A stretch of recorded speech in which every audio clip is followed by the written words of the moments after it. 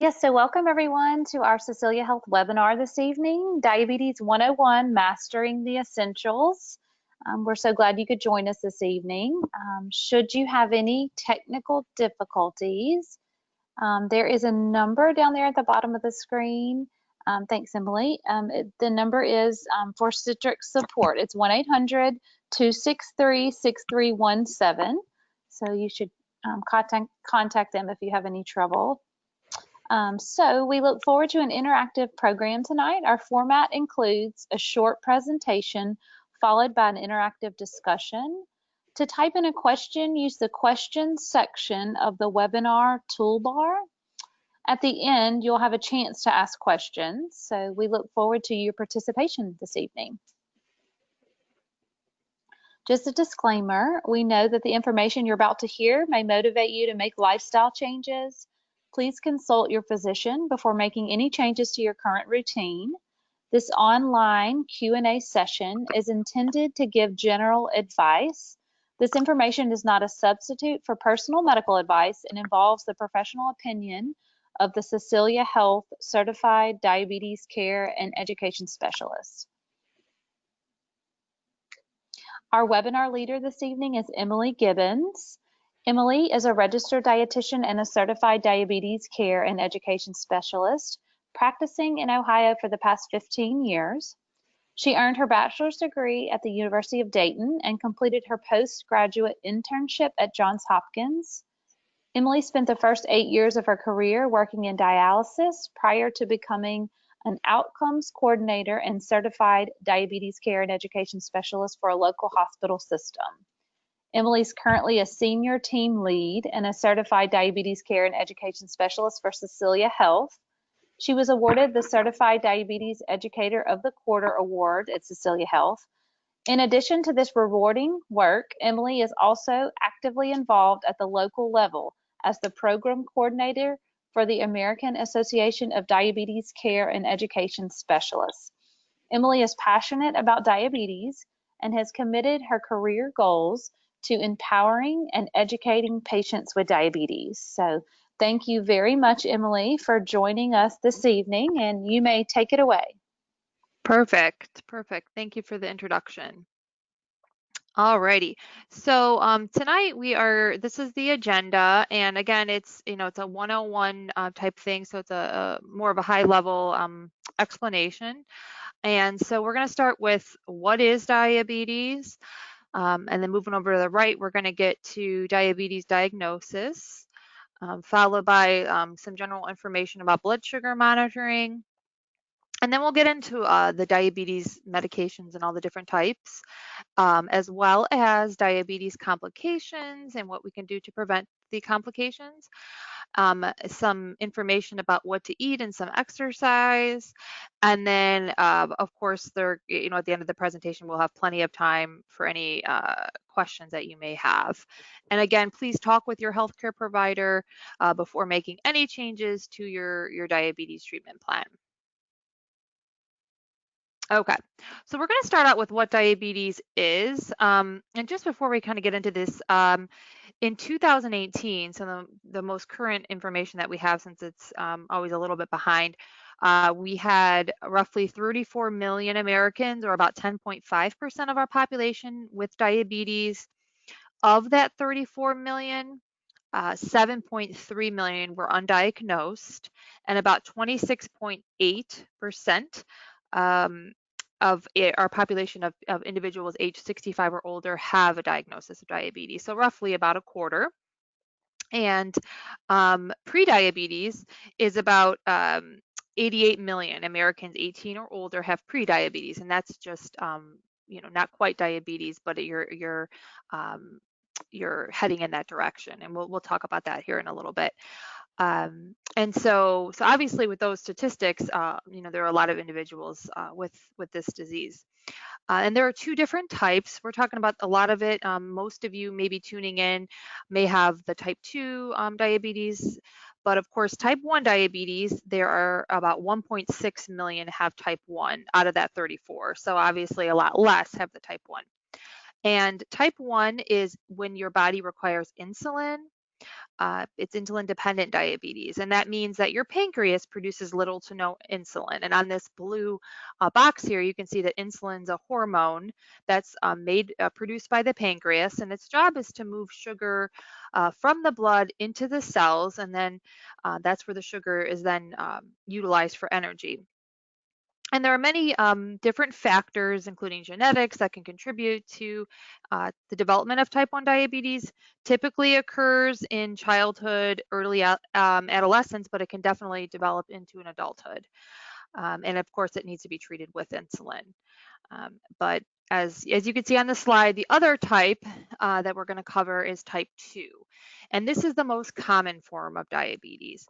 So this is when your body does not use insulin properly. So your pancreas is actually making it, but it's not using it properly.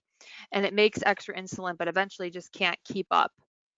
And what happens is the glucose builds up in the blood. And so instead of going into the cells where it needs to be used for energy, what happens is the glucose is just build up there and it doesn't move over, and it results in a higher blood sugar. And your cells are literally starving for energy. And unlike type 1, where it's primarily treated with insulin, type 2 can be treated with lifestyle changes, so diet and exercise. It could be oral medications, and it can be insulin as well. And it can be a combination of a lot of different of those things that I just mentioned. Okay, and then on the next slide here, I know this is a lot of numbers here, but as you can see, these are 3 different triangles. The first one stands for your A1C, and we're going to get into that, but that's your 3-month blood sugar average. And then the middle triangle there is the FPG. That's your fasting plasma glucose. So that's when you get your blood sugar drawn on maybe in for a lab, and you don't eat anything prior to the appointment, and you get your bloods drawn. And then OGTT, that is the oral glucose tolerance test. And we'll talk about that as well. And then as you can see, the colors at the bottom signify diabetes, prediabetes, and then normal. So at the tip of that triangle, we're going to kind of talk mostly about that. That's diabetes. This is how you're diagnosed. So oftentimes people are diagnosed with an A1C. So you may go to your doctor for a regular checkup, and they draw your blood and they draw this level. And if it's greater than equal to 6.5%, it's in a percent, then you have a diagnosis of diabetes. If it's in the middle there, if they do your fasting sugar and you go in and you get that drawn and it's greater than 126, that's a diagnosis of diabetes. And then to the far right, if you have that oral glucose tolerance test, and that's a little bit different and involves multiple steps. It's not just a blood draw. It is a blood draw. They get your fasting sugar, and then you have to drink this 8-ounce syrupy glucose solution that has like 75 grams of carbs. It's really very not good. So if you've had it done, you would remember it. And then 2 hours later, they like measure your blood sugar, and if it's over this 200 mark, that could be a diagnosis of diabetes as well. And then in the middle here, you're going to see prediabetes. So for all these 3 things, these are where your levels are not quite diabetes. Hopefully we don't get to that point, but it's above normal. And so we want to, watch when you're in that scenario there. So that's for diagnosis. And just to get into the A1C in a little more depth, your A1C gives a picture of your average blood sugar for the past 2 to 3 months. So it represents an average of those sugars 24 hours a day for that 2 to 3 month period.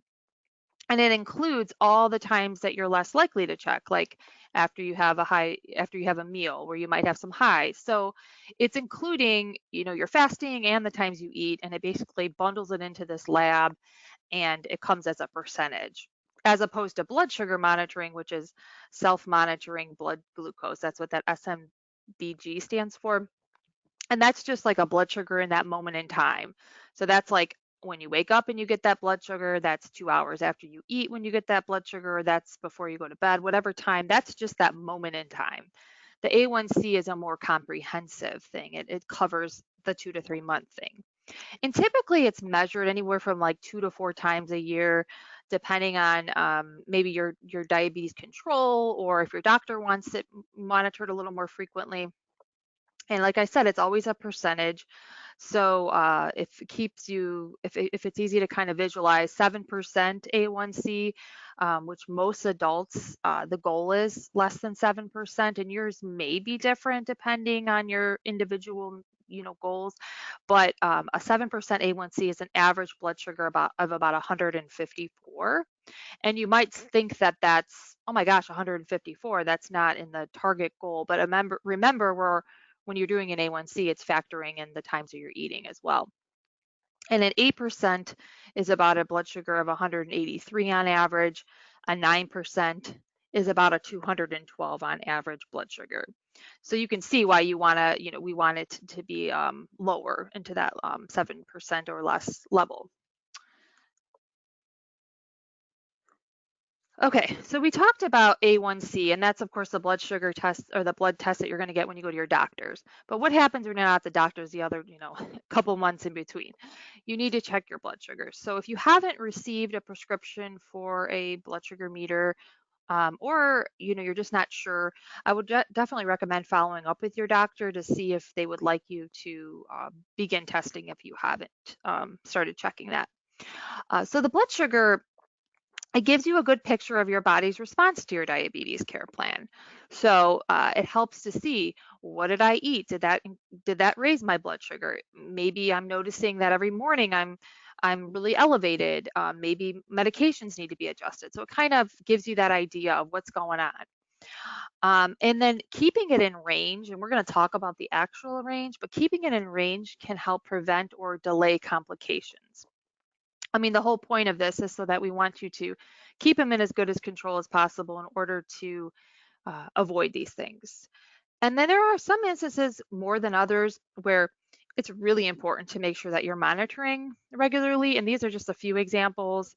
So for example, if you're taking insulin, like let's say you're on an insulin pump, and as well, and you need to make sure that you're checking, that you're making sure that you're safe as possible.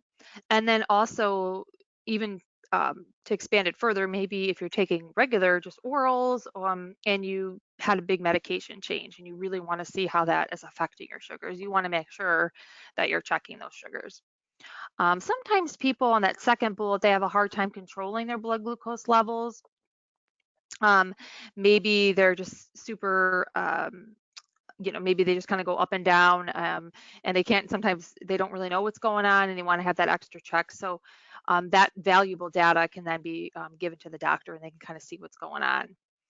And then also, like, if you have low blood sugars and you don't have those usual warning signs, and by warning signs, I mean maybe dizzy, shaky, sweaty, those kinds of things, that's for low blood sugars. You want to make sure that you're checking those and always on top of that. And then also, if you have ketones from high blood sugars, if you're burning fat for fuel, and we're looking at that, you want to make sure that you're making sure that you're on it. So those are just a few of those examples of time you want to make sure you're really monitoring that. Okay. And then just the basics on how to and when to check blood sugars. You always want to make sure you have clean hands. So if you, for example, had some fruit and you didn't wash your hands and you just went to go check, you might actually pick up the sugar onto your test. So you want to make sure that your hands are always clean. And basically how it works is you would take that strip and you're going to insert it into your monitor. And you're going to take your lancing device, and that's the device that has the little needle that's going to, prick you to get the blood. And you're gonna do that on the side of your finger, the side of your fingertip. It's usually a little less painful there, and sometimes you got to milk it a little bit to make sure that it starts coming out. And you're going to touch and hold that strip to the blood, and you don't really need a lot for most of these meters now. It's just a tiny little droplet, and it's gonna basically go onto that strip, and then boom, you're going to have that blood sugar level appear on the meter display. And so, uh, really, with blood sugar levels, you can depending on what you and your doctor kind of come up with, a lot of the more common times to check, I guess, are your fasting blood sugar. So a lot of patients I talk to, they're doing the fasting blood sugar. That's right when you wake up. That's before you start eating anything. And then you also want to also get into the habit of sometimes checking before meals, not just your breakfast one. So sometimes I have individuals that check before lunch or before dinner, and then sometimes people are checking 2 hours after the start of a meal just to kind of see what that meal might have done to their blood sugars. So that's another time, actually at bedtime as well. And then again, you want to just make sure you and your doctor kind of come up when is a good time for you to check those sugars, and what's right for you. Okay. And then these are the target ranges, or so when we say before meals, there's like your fasting sugars, and then before the start of your meal, breakfast, lunch, and dinner, you want to aim between 80 and 130. That's the American Diabetes. That's at ADA. That's up there. That stands for American Diabetes Association. That's where we want it for that before meal. 2 hours after the start of your meal. So let's say you start lunch begin eating at noon. You want to wait at least 2 hours, and you want it to be below 180. If you check too soon after your meal, more than likely it could be elevated, and you just want to give yourself enough time to get that blood sugar down. So that's why we say about 2 hours after the start of the meal, and you want that level below 180. And then as far as your personal targets, like I said, that's just the American Diabetes Association general goal. Those can be totally different depending on how long you've had diabetes, how old you are, as opposed to maybe if you're extremely elderly versus a child, you might have a different range that we're kind of going for. If you have known cardiovascular disease or advanced microvascular conditions, your level might be different. If you have hypoglycemia unawareness, which means where you don't, and I kind of talked about this a slide or two ago, where you don't feel the typical symptoms of a low blood sugar, and that tends to happen with people that have had diabetes for a very long time. So your target might be a little bit different for that scenario, and obviously we want to take individual patient considerations, keep those in mind, because none of you are the same. So everybody's kind of have to come up with their own goals.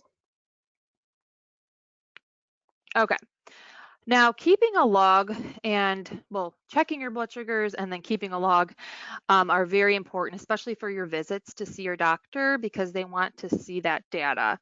So it doesn't necessarily have to be a paper form. As you can see at the bottom, there's phone apps, and there's all sorts of technology out there now, but and some people just bring their meter to their visit, but you want to have the date and the time of your blood sugar, the result, and then also any kind of notes. So you want to know the details, like, okay, I just, ran an hour, or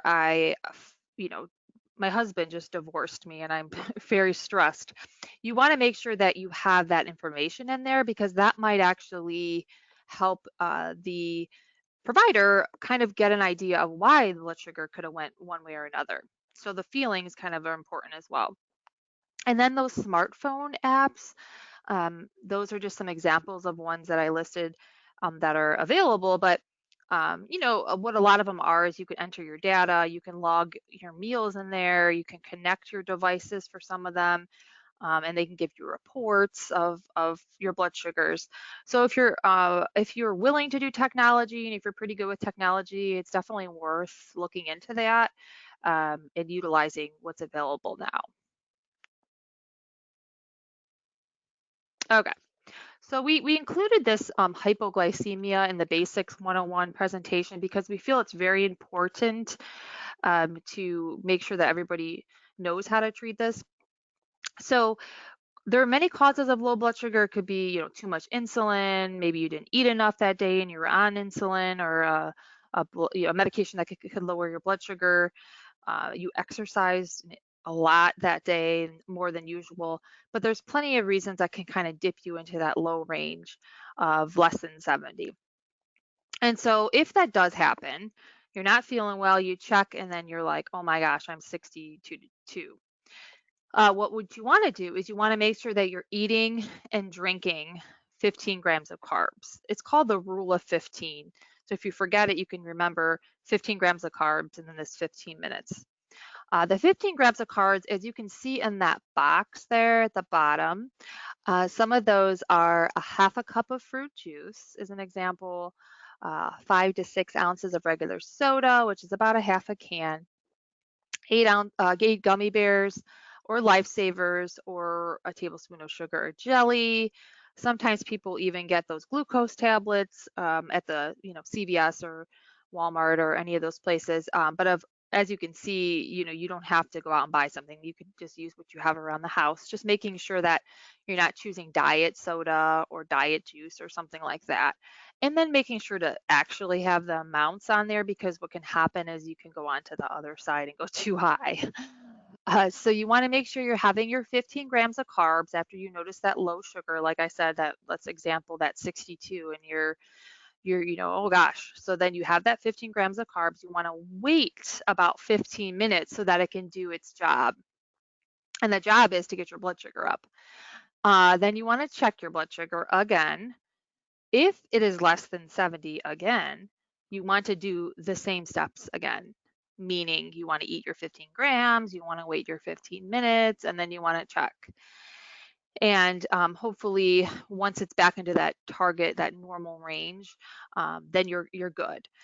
You do want to make sure on the right hand of that slide that you eat a meal or snack within an hour, so that your body doesn't just like dip after a while. You want to make sure you get something into your system.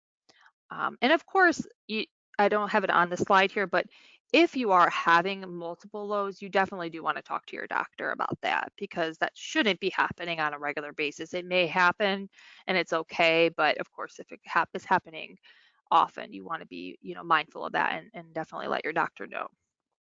And again, some of those symptoms of a low, just so you are aware, I know I talked about people that don't have the symptoms, but the actual symptoms are shaky, nervous, sweaty. You can be irritable, confused, dizzy, things like that when you're dipping down there.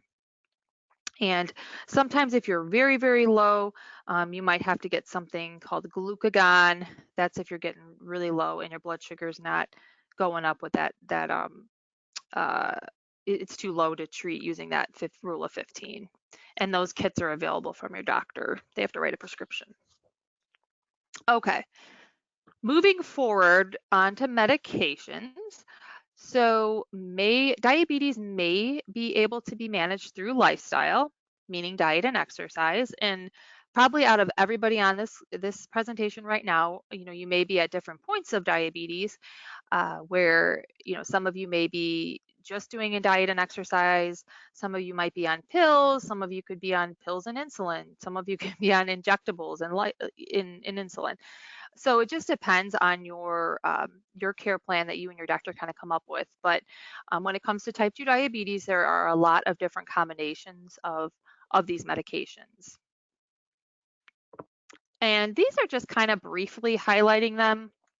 And we're not going to get into specific names necessarily or anything, but insulin is the first one. And this, of course, if you have type 1, you're definitely taking, insulin. But, even with type 2, so insulin is acting as a replacement or a supplement to your body's insulin. So it's a naturally occurring hormone that's secreted by the pancreas. And with type 1, like I said earlier, your body's not even producing enough of that. And you have to inject insulin to control the blood sugar levels with type 1. With type 2, your body does not use insulin properly. It may be resistant to the insulin. And it can be treated with lifestyle, oral, it can be treated along with lifestyle if, maybe orals were not enough. And now you have to, go into some insulin. And then there are tons of different types of insulin in the United States. There are also different long-acting insulin, so that might be 1 shot a day. You could take rapid-acting insulin. That's the kind of insulin you take with your meals. So there are many, many different types. And so there's just a lot to choose from on the insulin front there. And then injectable meds in the middle are kind of confusing because they're not insulin, but they're medications that are injectable that affect your body's hormones to help lower your blood sugar. So they can help lower it, reduce your appetite. Some of them, it can be once a week, some of them are once a day, and then there are a bunch of that kind of class as well. And then oral therapy, oral medications, these would be, primarily for type 2 diabetes, and work best with diet and exercise together. And again, there's no best pill, so you may need to try one type of pill combination of pills using, pills and insulin. So it just really depends. And oftentimes they are adjusted on a regular basis. And if you are on a medication and maybe you haven't adjusted a while, definitely have that conversation with your doctor to see if there's anything that may need to be adjusted. Because oftentimes they are regularly kind of changed depending on the person. Okay. All right. So this is just a brief slide on complications. And again, the whole point of this is to get as much knowledge as you can so you don't have any of these complications or minimal, amounts.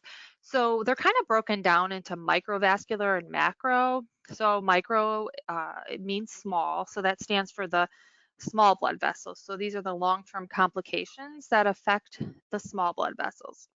And I know it's kind of small on there, but on the left, you can see the eye there, and that says retinopathy. So diabetic retinopathy, it is the leading cause of blindness and visual disability. And what happens with that is the small blood vessels are damaged in the back layer of the eye or the retina, and that can lead to progressive loss of vision. So you just want to make sure you're having a regular eye exam, typically once a year, and just kind of on it as far as that's concerned. Get that appointment scheduled. And I know with COVID, some of these other appointments may have kind of fallen by the wayside, but keeping on it and making sure to get that scheduled if you haven't had that done recently, if you're able to, anyways. And then the middle part is your kidneys, and that's nephropathy. So this is the damage to the small blood vessels in your kidneys. So that can lead to kidney failure. You might have, seen people that are on dialysis or known of that, or had a kidney transplant. So when you go to your doctor, they will look at your kidney function and assess how that's progressing as well. And then the other one on the right there is neuropathy for your nerves. And this is actually the most common complication. The high blood sugars can cause damage to the blood vessels and can cause sensory loss, damage to your limbs. So if you've ever heard of anybody having an amputation, so it's really important to take good care of your feet when you have diabetes. Have the doctor look at your feet as much as they can at your appointments. And then in the middle there, you see macrovascular, and macro is for the larger vessels. So these are diseases of the large blood vessels, and that can include cardiovascular disease and stroke, which may be a little bit more familiar with those two diseases, just, from hearing it a little more often. But certainly keeping your blood sugars in control can help with mitigate those things. And then also on the right-hand side, we have a couple other things that really don't fall into that micro and macrovascular, and these are depression. So certainly having a disease like diabetes can be rather, be a lot of work and could cause some distress. And so you want to just make sure you're taking good care of your mental health. And so that's definitely something that can happen and that we just want to be, mindful of. Skin disease, so there's something called acanthrose nigricans where you can have like a darkening in certain areas of your body due to insulin resistance, fungal infections, boils, different things like that. And then gum problems, which you don't really think of per se. And those high blood sugars can damage the blood vessels, reducing supply of oxygen to your gums, and that can make infections of the gums more likely. So again, we just want to make sure our blood sugars are controlled so we don't get into that any of those issues. Sorry, I know that was a lot of information. Okay, now prevention of complications. So this is so you don't land with what we were just talking about. You want to just make sure that you're keeping your blood sugars in best control as possible. And I feel like I keep saying that, but so get your A1C checked as often as the doctor recommends, but typically between every 3 to 6 months. And then, like I said, the goal is going to be below 7% for most people. If your goal is that and you're somehow not achieving it, speaking to your doctor about what can you do to kind of get down to that more acceptable range. Regular checkups, so that would be seeing your diabetes doctor on a regular basis. And I know it's been so hard with COVID right now, but making sure that even if it's a telehealth visit, that you're still following up with your physician. And he or she should check your feet, your blood pressure, your weight, and as I was saying earlier, making sure that you schedule that eye exam and that you get that every year so they can look at that. And if you are smoking, of course, we recommend that you stop that. Can help with preventing of those complications, as well as good cholesterol and blood pressure control. It kind of all links together there. And this is just a really like a high level overview of food. And so it's important to have consistent carbs at every meal and snack when you have diabetes, and that amount can vary depending on what your doctor or diabetes educator kind of comes up with. What's a really kind of a nice starting point is the plate method, and what that is it's a 9-inch plate, as you can see here. That's what that's supposed to visualize, and it's where you have half of that plate with non-starchy vegetables. So that would be like salad, green beans, broccoli, cauliflower, carrots, cabbage, things like that. And then a quarter of that is going to be your lean protein. So that's your chicken, your turkey, your beans, tofu, eggs. And then that other quarter is going to be your grain or starchy foods. So that's potatoes, rice, pasta, things like that. And because the carbs are what are going to raise your blood sugars, when you eat or drink the foods with the carbohydrates, your body breaks those down into sugar, into glucose. And that's what raises your blood sugar in your body. And so you want to just make sure that you're, watching those. And as you can see here, there's a couple websites that are listed where you can visit. And I would highly suggest also seeing diabetes educators or certified diabetes care and education specialists. You can see what your insurance covers, and if they cover the service, I highly recommend it to see somebody to kind of come up with a real tailored plan for you. And then it's not necessarily on here, but exercise. Exercise helps to lower those sugars. When you exercise, your insulin sensitivities increase, so your muscle cells are able to use this insulin and able to take up that sugar during and after activity. So walking or cycling, swimming, housework, mowing the lawn, even whatever it may be, dancing, those are all really good activities. Of course, you want to make sure it's anything that you're doing is kind of discuss with your doctor, because you want to make sure you're safe. But generally speaking, 150 minutes a week of exercise. So I think of it like 30 minutes 5 days a week. And that can mean just getting up and walking. And I think when I think of it like that, it doesn't seem as daunting, but even a walk after dinner, if you're able to. But the idea is also to interrupt long periods of sitting. So as I'm talking on this presentation, pretty soon you're going to be wanting to kind of move, do leg extensions or do something moderate activity or something, because you want to make sure that you're not sitting for long periods, move every half hour or so. Okay. So that's pretty much what we have in store for tonight. Of course, if you have any questions, I can try to click that and try to answer your questions. So I have a question here, and I think this is actually a really good one. I'm excited that somebody asked this, but it's I've seen the Freestyle Libre on TV. What is that exactly? Okay, so the Freestyle Libre, you may have seen this commercial because it's kind of on there a lot. It is a system, and what it is it's measuring your sugar levels. So it's essentially, for the most part, replacing blood sugar checks, and you're using a sensor. And what that sensor is, it's like a quarter that goes onto your arm. It has a little filament in there, and that is measuring your blood sugar levels. And then what happens is you have either a phone or you have a scanner, and you essentially scan over that sensor on your arm, and it gives you a blood sugar reading.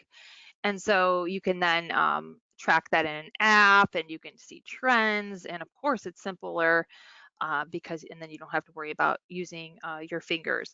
So that's definitely something that if you would like, it's called a continuous glucose monitor. They're kind of becoming more and more used, but again, continuous glucose monitor, you can ask your doctor. A CGM is another way of saying that. And it's definitely great if you can try to get that. And this particular one's a Libre, but that's an Libre, but there are other brands as well that you can ask your doctor about. Um, awesome. And then I also have something from, oh, the question is, should I check my blood sugar after I take my meds or before? And I guess it just depends what your medications are and what you and your doctor kind of come up with. Typically, medications work differently in the body, so they're not, unless it's insulin, they're not necessarily super immediate. So, oftentimes, like if you're taking metformin, you might take that at breakfast with food and then at dinner with food. Um, or so, that in that case, you would just take it when you eat, and then you might check your blood sugar before you ate. If it's insulin and you're injecting insulin based on your number, then of course you'd want to take your blood sugar, look at that reading, and then base your insulin off of that. So I guess what I would say is talk to your doctor and find out when they want you to take your blood sugar, and then just look at those trends. And a lot of times that's when they make the adjustments, not necessarily that immediate time, if that makes sense. Okay, so you said you take Jardiance and metformin both in the morning and then metformin only at night. Okay. Yeah, so I would just for that, since they're oral medications that have different kinds of action, I would just recommend whatever you kind of discuss with the doctor. So if you're doing fasting and then maybe before dinner, or if you're doing every evening and every morning, whatever that is, just continue doing that and taking the meds as they are supposed to be taken. So for example, metformin with food in the morning, and then so you would just want to keep following that, and then coming up with what times you and your doctor kind of decide on when the best time to check those sugars. Okay. Okay. And then I also have a question about my blood sugars are low in the morning, usually in the 60s on a regular basis. What should I do? So, well, as we kind of were talking earlier, anything below that 70 is something that we want to be careful of. So you want to make sure that you're treating that blood sugar level, and most importantly, when you're seeing that, you definitely want to treat it. But like I was kind of saying earlier, you don't want to have to see a low blood sugar like that on a regular basis, because that indicates that something's going on that is not correct. So that might be that you need your medication adjusted. It could be that you took too much of that long-acting insulin. Could be an alcohol related thing. It could be some kind of exercise thing. So my recommendation would be to just follow up with your doctor as soon as possible, and they may need to look at your medications and make some adjustments on that. But certainly you'd want to get that looked at as soon as possible. So I'd recommend giving your doctor a call as well. Okay. Okay.